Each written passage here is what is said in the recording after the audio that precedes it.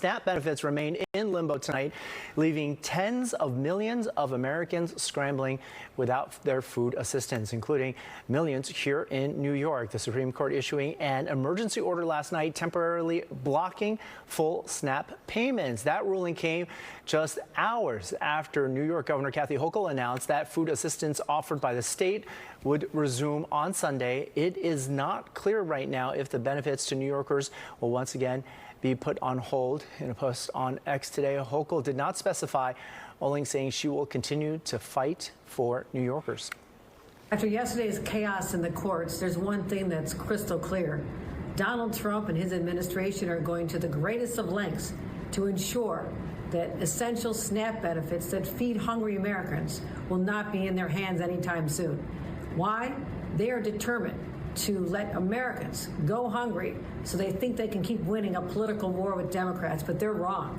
And in New York State, yesterday, as a result of a court order, we started telling people that the SNAP benefits were coming because the federal government was told by the courts to feed them. Release $6 billion that's sitting there waiting for emergencies just like this.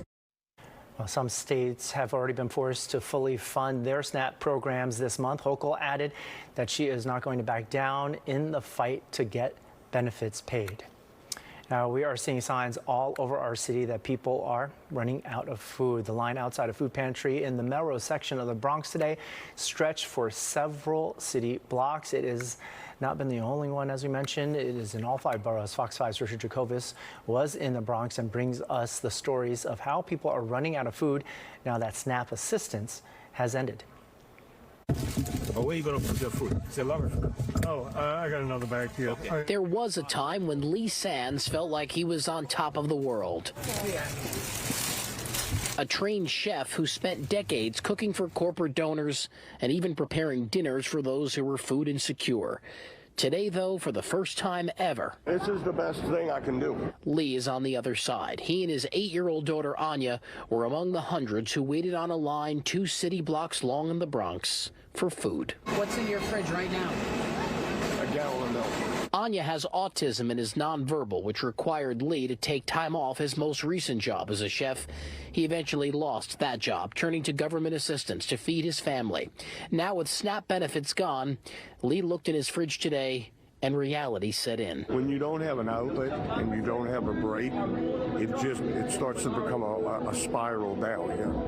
And then, you know, one thing we did have was we had the benefits making up the difference. Once they took that away, it was, you know, we were out of luck. SNAP is the first line of defense in the fight against food insecurity, and it's why hundreds of hungry New Yorkers have waited hours on this line at the Word of Life Christian Fellowship Church in the Bronx for whatever volunteers can give them, whatever food they can get, and that food will maybe only last them for a couple of days. But after that, it's right back on the line. But through it all, they're forever grateful for whatever they get. We're here to help you. We're here to ask you what you need, and we try to give them what they want, you know, and a lot of people are happy.